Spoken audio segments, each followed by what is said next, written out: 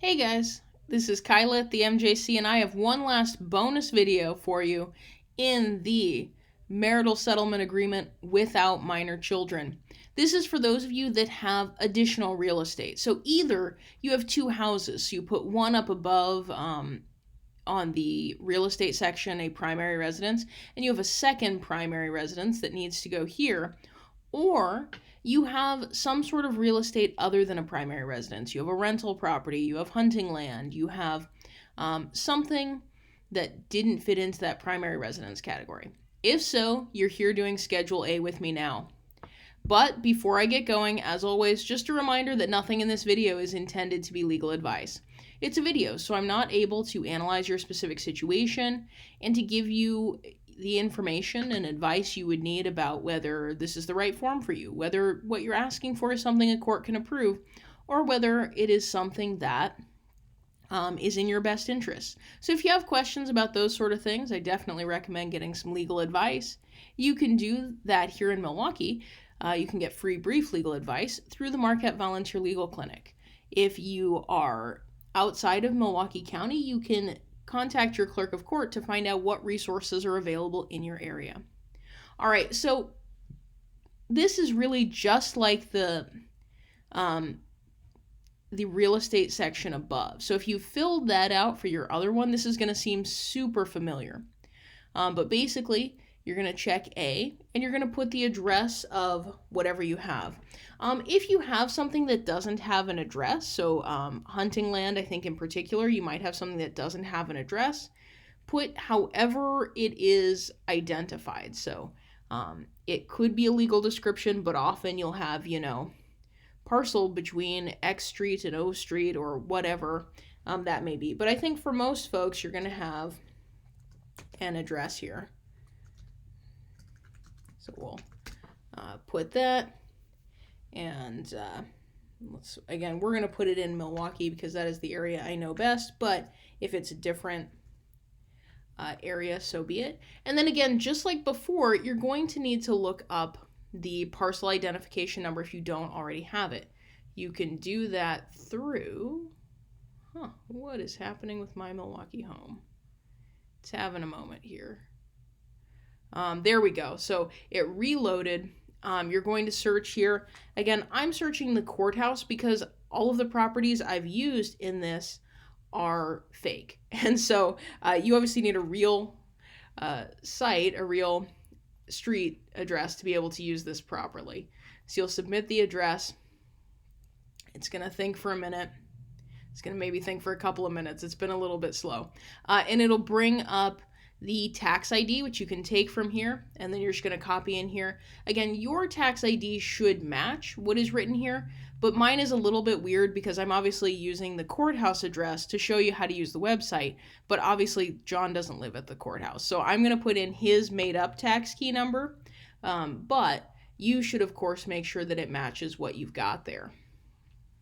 So we've got that, the parcel identification, and then you'll also, just like with the others, you'll go to the city assessor's detail page, and I'm sorry, I know this is a little smaller than the last one, and you'll print this off because it's got this legal description that you need here that's got all of that information.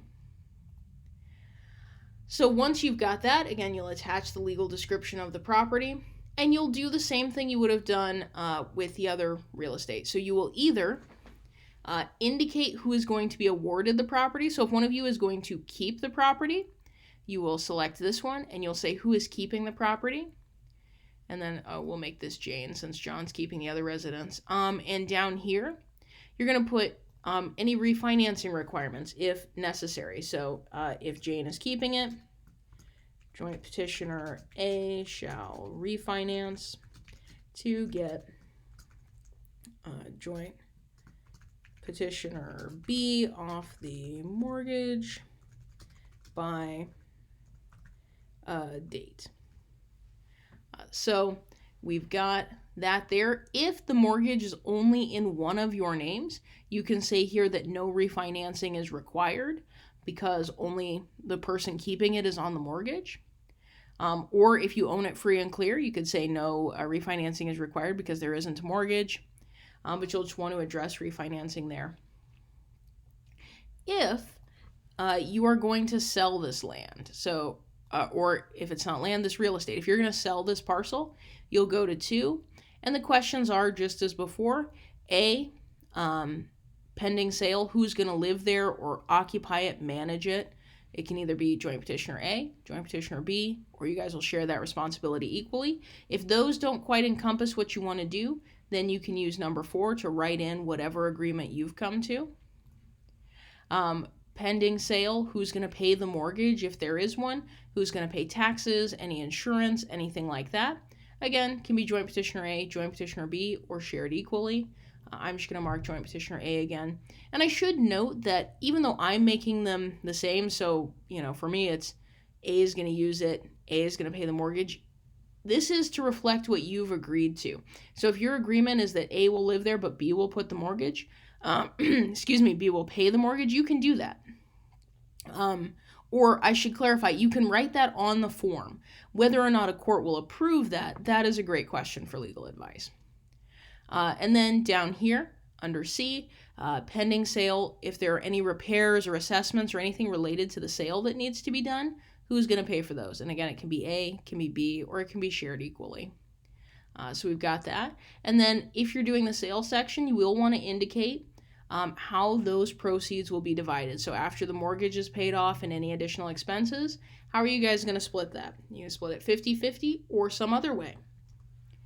All right, so that is all for this section. If you do have more pieces of real estate, you can do parcel 3. If you have more than those 3, you could print another Schedule A, and basically you would just change it. So instead of it being parcel 2, it would be parcel 4 and parcel 5.